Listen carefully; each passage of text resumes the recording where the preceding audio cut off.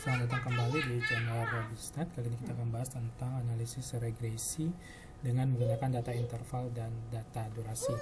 Nah, sebelum lanjut, para sahabat dapat like, komen, dan subscribe untuk mendapatkan informasi menarik lainnya.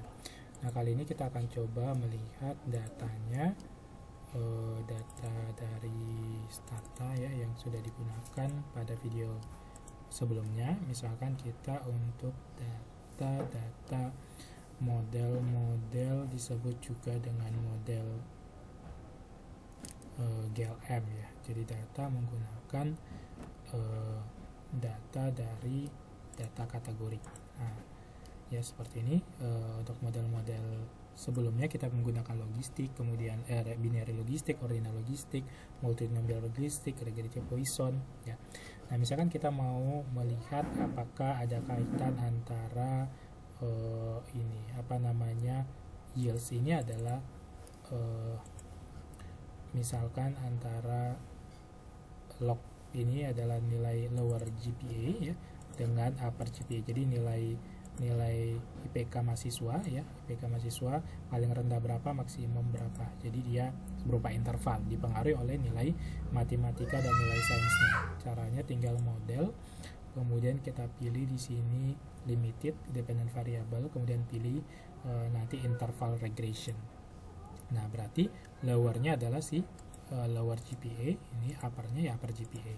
Dipengaruhi apa saja, misalkan gender, kemudian nilai matematikanya, kemudian nilai social science-nya. Tinggal oke kan saja. Nah, kalau kita lihat di sini tidak ada satupun variabel yang berpengaruh signifikan ya.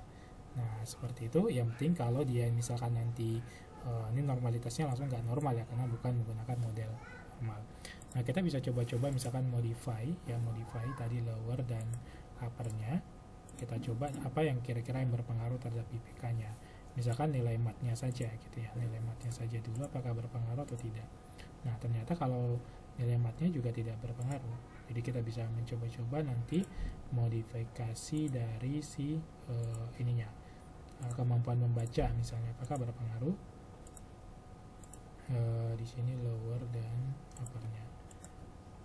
Oke, apakah berpengaruh terhadap IPK seseorang? Nah, ternyata kemampuan membaca berpengaruh sebesar untuk alpha 10%, seperti itu.